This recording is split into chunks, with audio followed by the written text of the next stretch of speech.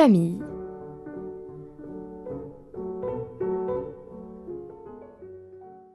À l'heure où le monde traverse des crises géopolitiques majeures, l'engagement militaire prend une dimension plus forte et plus intense que jamais.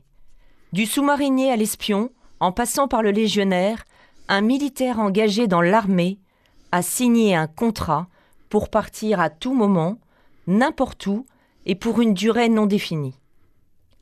Cet esprit de sacrifice, allant jusqu'au sacrifice suprême, a des répercussions indéniables sur toute la famille. Comment ces missions militaires sont-elles vécues au sein des familles ? Chers auditeurs, c'est ce que nous allons découvrir avec notre invité Patrick Agrèche, ancien officier légionnaire. Vous êtes bien dans l'émission Vie de famille, présentée aujourd'hui par Armelle de Guéillère. Patrick, pouvez-vous nous présenter votre parcours et pourquoi avoir choisi l'armée et une partie de la Légion ? Bonjour. J'ai servi pendant une quarantaine d'années dans l'armée et une douzaine d'années dans la Légion étrangère. Mon engagement s'est fait un petit peu, non pas au détriment des études pour lesquelles je n'avais pas beaucoup d'appétence, mais c'était surtout pour entrer dans la vie active et dans l'action. Donc je me suis engagé très tôt à l'âge de 20 ans. Et mon parcours se déroule en plusieurs étapes, un peu analogue à celle de mes homologues, à savoir un temps d'école, bien sûr, de formation, un temps en régiment, donc une période très opérationnelle. Pour moi, ça a été surtout la Légion étrangère. Et puis ensuite, un temps un peu plus administratif, on va dire, en état-major. Voilà. Donc, s'agissant de mon engagement, donc c'était vraiment cette recherche de l'aventure et de rentrer de plein pied dans la vie active. Et puis la Légion, en fait, ça s'est décidé à la sortie de ma formation d'école. Au début, c'était juste tenter une aventure plutôt éphémère de 2-3 ans. Et en fait, je me suis rendu compte dans les premiers mois que c'était une véritable addiction, dans la mesure où c'est une famille, une institution qui est assez particulière, qui nous occupe l'esprit et puis notre vie quasiment de tous les jours. On dit que la Légion est une famille. Vous en pensez quoi, vous ? Alors, on peut effectivement dire une famille, parce que le légionnaire, lorsqu'il s'engage, il consent donc de faire une rupture, de tirer un trait sur son passé, et donc de s'engager dans une deuxième vie, une deuxième chance. Et le légionnaire donc rentre dans cette institution composée de 9000 hommes actuellement, de plus de 140 nationalités, où on ne fait plus référence à son passé et où il vient rechercher, outre un cadre, mais également une famille, une solidarité. Donc oui, c'est une vraie famille qu'on peut illustrer d'ailleurs au moment de Noël, puisque comme ils n'ont plus leur famille, on fait Noël, nous aussi, les officiers, on fête Noël avec nos légionnaires. Même quand vous n'êtes pas en mission, vous faites Noël avec eux ? Noël est sacré, avec l'autre fête qui est différente, mais qui est également importante, qui est celle de Cameron, le 30 avril. Donc Noël, effectivement, on passe toute la journée du 24 et du 25 avec nos légionnaires. Est-ce que vous pouvez nous en dire plus sur la fête de Cameron ? Parce que pour nos auditeurs, c'est peut-être un peu confusant. Alors, la Cameron, donc, c'est une bataille qui s'est déroulée en 1863 donc, au Mexique, où le capitaine d'Anjou, avec une soixantaine de légionnaires, a combattu contre 2000 Mexicains, et pour permettre le passage d'un convoi. Donc, contrairement aux idées reçues, ce n'est pas une défaite, c'est une bataille qui a donc consacré la bravoure et puis le respect de la parole donnée du légionnaire, puisqu'ils ont combattu jusqu'au dernier. Et la quelques poignées de légionnaires qui s'est rendu a forcé l'admiration. Et d'ailleurs, il y a un monument qui a été érigé à Cameron, où l'armée mexicaine, lorsqu'elle passe devant, présente les armes. Signe de respect. Et donc, il y a une fête tous les ans en commémoration, c'est ça ? Voilà, donc on commémore effectivement tous les 30 avril, mais ça commence déjà le 29 par une veillée. Et le 30 avril, donc, il y a une cérémonie au cours de laquelle le récit de Cameron va être lu par un jeune lieutenant. Et donc une prise d'armes qui est suivie d'une journée portes ouvertes pour faire connaître la Légion au monde civil. Votre engagement personnel engage toute votre famille. Est-ce que vous êtes d'accord avec ça ? Oui, parce que je ne fais pas partie de ceux qui pensent que la famille fait partie du pactage. Lorsque j'ai choisi la Légion, j'en ai bien sûr discuté avec mon épouse, parce que je savais que je rentrais dans un monde où la disponibilité allait être très très très présente, et donc forcément une présence au niveau de la famille beaucoup plus rare. Donc oui, il était évident que je ne pouvais pas ne pas en parler. Donc c'était un choix qui était commun. Nous en avons parlé donc et donc oui c'est un choix de famille et jamais j'aurais pu prendre cette voie sans lui en parler. Et quand vous partez en mission, comment ça se passe? Comment on vous annonce en fait cet ordre de mission? Vous recevez un coup de fil, vous recevez un courrier, on vous appelle, comment ça se passe? Alors, il y a deux cas de figure. Il y a les départs précipités, où là, on n'a pas trop le temps de se retourner et on part dans les 48 heures. Donc ça m'est arrivé plusieurs fois. Et puis les missions qui sont planifiées, donc qui sont plus dures, je dirais, dans la gestion et la préparation, puisque au fur et à mesure que l'échéance du départ approche, c'est toujours de plus en plus difficile pour moi et pour la famille. Donc la façon dont on est prévenu, si c'est planifié, bien sûr, on le sait à partir du moment où ça apparaît sur le tableau. Quand on part sur un court préavis, généralement, on est prévenu par téléphone ou parce qu'on est sur place et on a le message qui tombe sur le bureau. Donc vous savez en fait l'objectif de la mission, vous savez où vous allez, vous avez une durée définie ou ça dépend des missions? Alors ça dépend des missions. Il y a des missions où je savais que je partais pour une durée bien définie, qui était généralement de 4 à 6 mois. Pour d'autres missions, je suis parti beaucoup plus précipitamment, sans savoir quand est-ce que je rentrerai. Donc ça allait de 3 à 7 mois à peu près. Et quand on vous annonce une mission, vous êtes déjà parti, vous, dans votre tête? Et votre femme, elle est dans quel état d'esprit, elle? Alors ça, c'est la grosse difficulté pour les deux.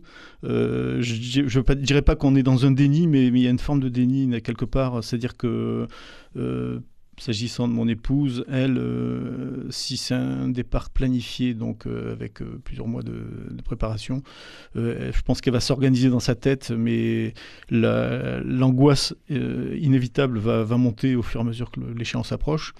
S'agissant de ma personne, c'est vraiment dans les jours qui précèdent où je réalise que je vais, non pas abandonner, mais laisser ma famille pendant ces quelques mois, où là, effectivement, il y a peut-être un sentiment de culpabilité, mais qui s'évacue rapidement dès lors qu'on est pris par la préparation de la mission et la mission proprement dite. Et vous leur dites tout à vos enfants, vous leur dites les risques que vous prenez, vous leur partagez certaines choses, ou à votre épouse, ou alors vous essayez de les rassurer au maximum. Vous avez quelle démarche par rapport à votre famille?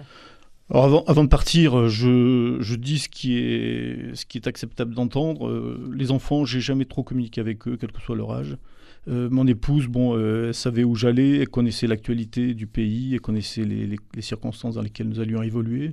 Mais une fois sur place, aucun commentaire sur la mission, juste des choses positives de mon côté comme du sien d'ailleurs.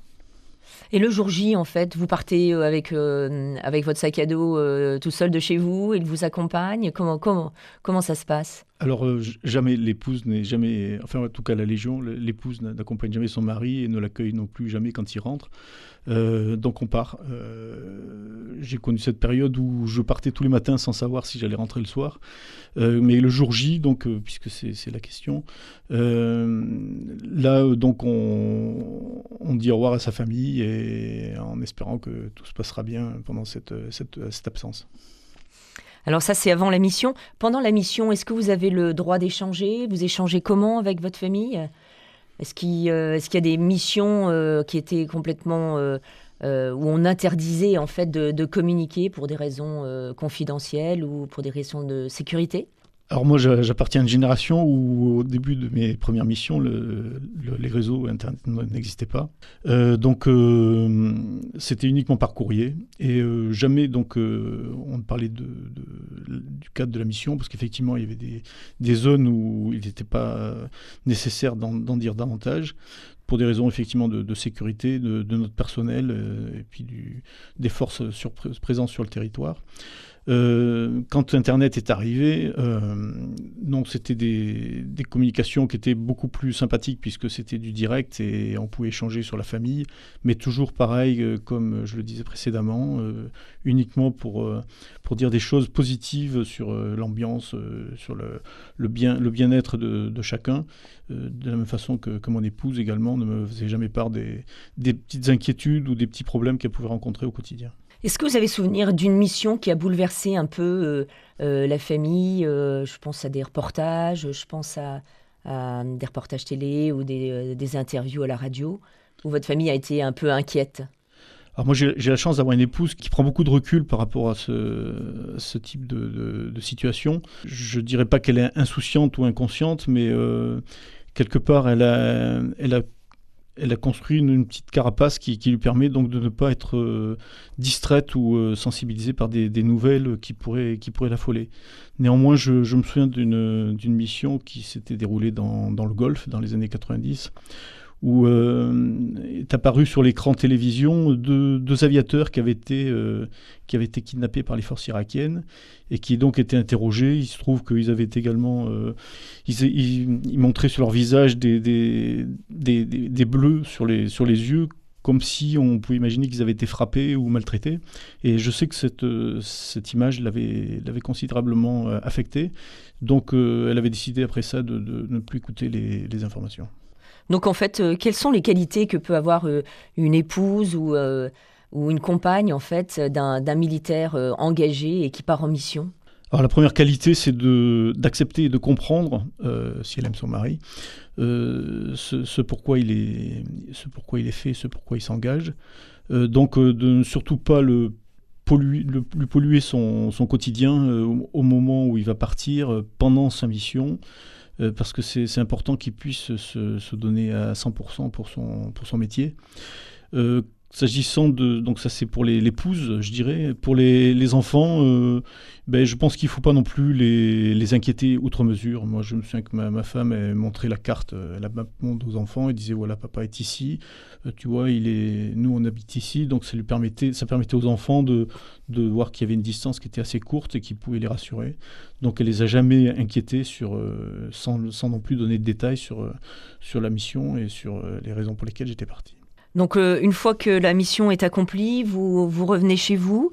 Comment ça se passe? Vous reprenez facilement votre casquette de père de famille? Est-ce que vous avez, j'ai entendu dire qu'en fait vous aviez parfois des périodes de sas de décompression, vous pouvez partir avec votre épouse pour vous retrouver? Comment ça se passe, ou est-ce que ça dépend des missions?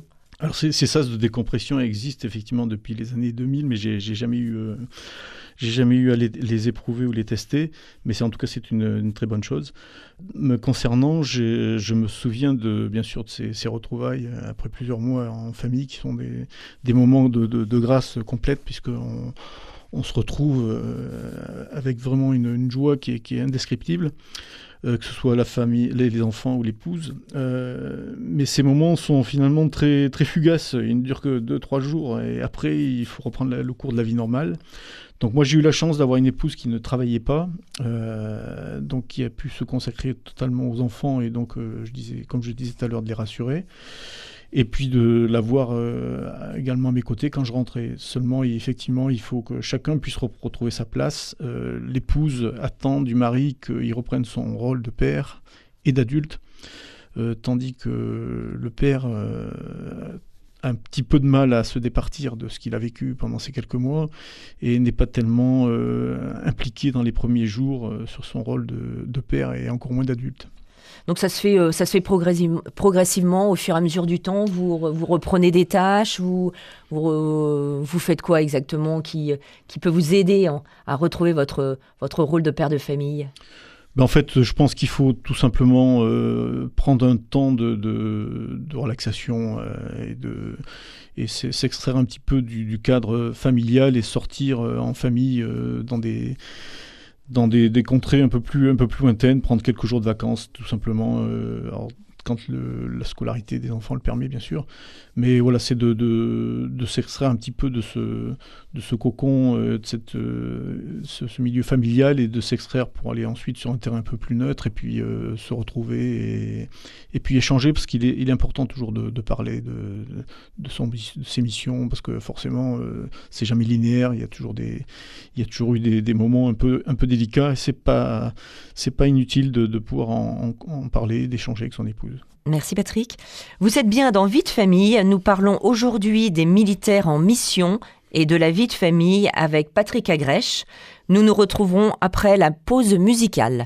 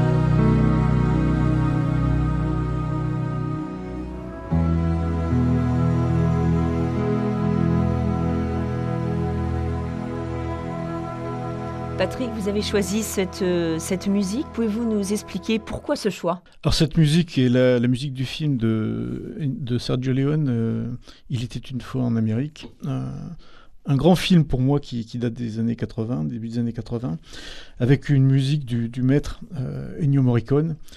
Et pourquoi en fait ce choix? En fait, elle évoque pas mal de choses, puisqu'elle correspond à mes 20 ans, au moment où je tourne un petit peu le dos je dirais à mon enfance, mon adolescence et ma jeune vie d'adulte, pour ensuite rentrer dans la vie active, dans ce métier militaire où je sais que je vais vivre une aventure un peu particulière. Et donc je trouve qu'elle colle bien avec le sentiment que j'éprouvais à l'époque et surtout grâce à ce talent du maître Morricone. Est-ce que vous pouvez nous parler d'une mission qui a été compliquée pour vous à vivre, où vous avez, vous avez eu peur pour vous, vous avez eu peur pour votre famille? Est-ce qu'il y a une mission dont vous pouvez nous retracer un peu le chemin? Alors, une mission dont je ne garde pas un très très bon souvenir, c'est au Kosovo, non pas parce que j'ai eu peur, je me souviens pas avoir eu peur en mission, parce que quand on est avec des légionnaires, on se sent vraiment en totale sécurité. Bon, c'est peut-être un fantasme de le dire, mais en tout cas c'est vraiment le sentiment qui m'a habité à chaque fois que j'étais avec eux.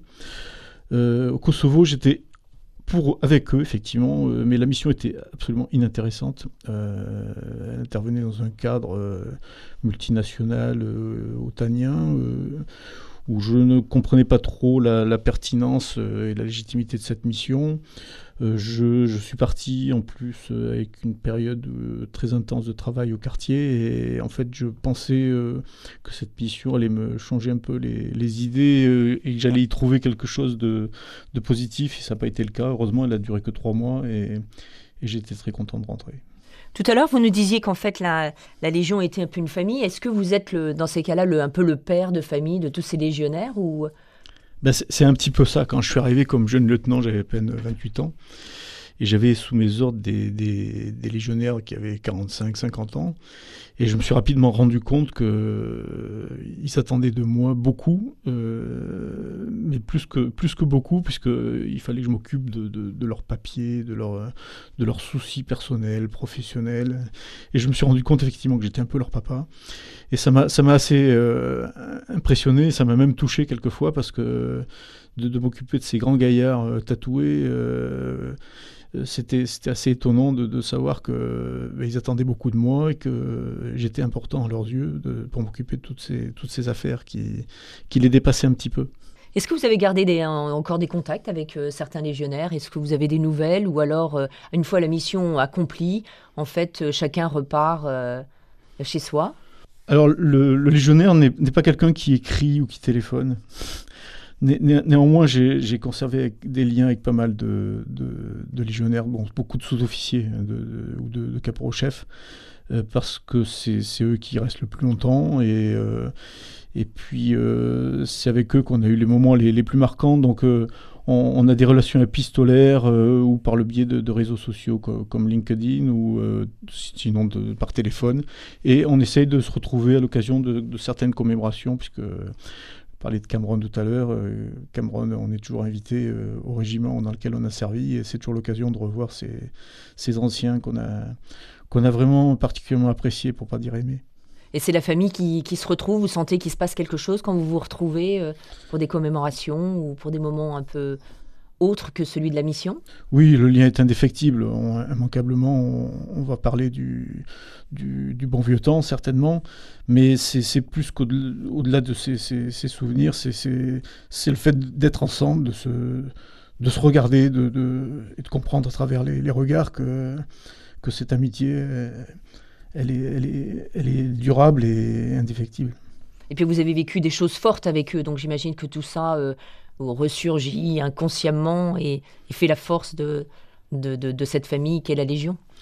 Ben oui, parce qu'on connaît effectivement des épreuves durant les missions qui nous rapprochent et qui permettent de renforcer cette cohésion, et que l'on retrouve et qui ne disparaît pas, qui est gravée dans les mémoires de chacun.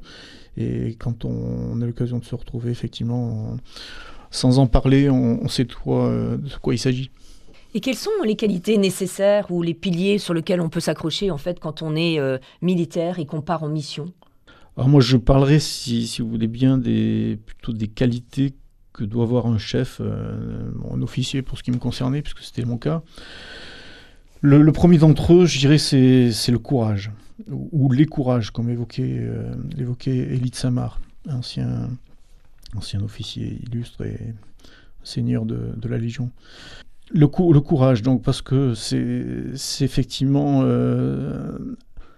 avoir l'audace et le cran de dire tout ce qu'il faut à quelqu'un, y compris lorsque c'est désagréable. Et c'est ce que j'appelle le courage mental ou moral. Et puis le courage physique. Le courage physique, il n'est pas forcément inné, c'est dépasser ses peurs. Et donc c'est important, surtout quand on est chef. Parmi les autres qualités, je citerai également l'intelligence de situation.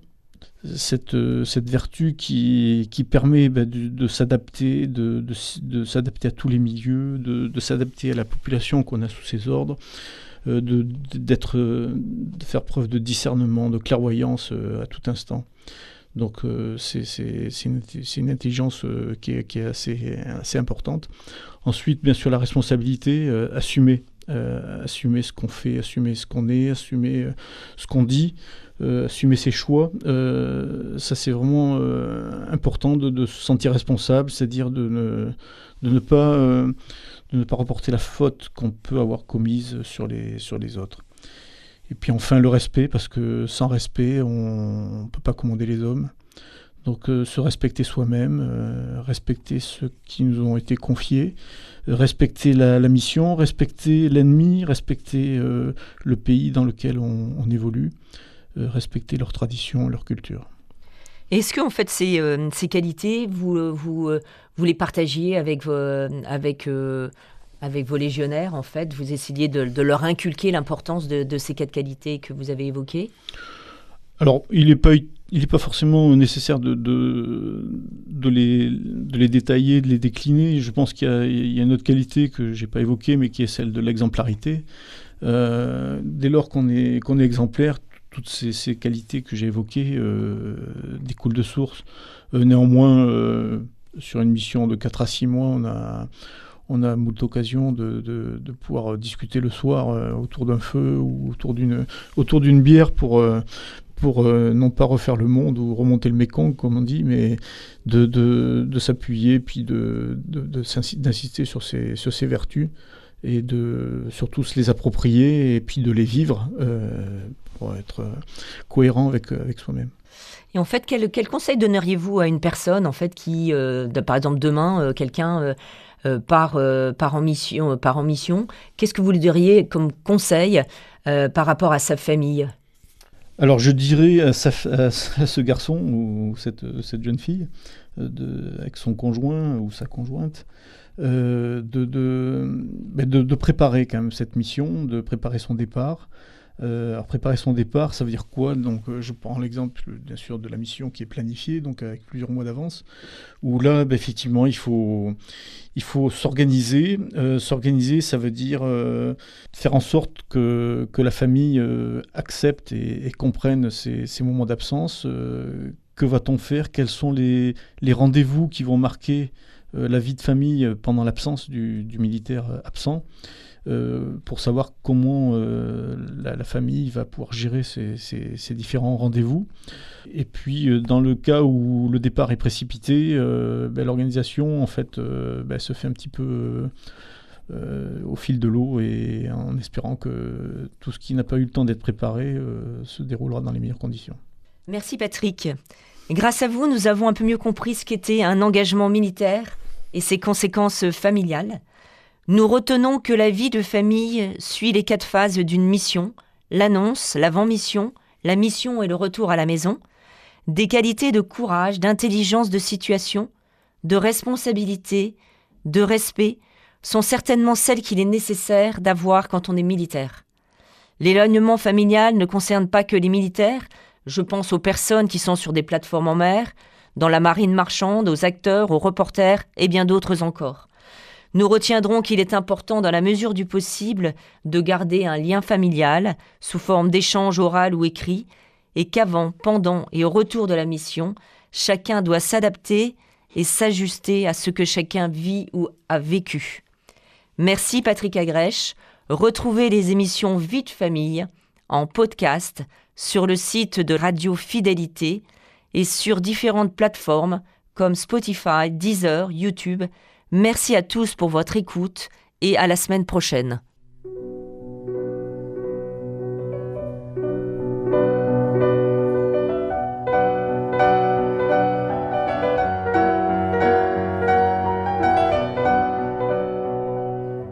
C'était Vie de famille.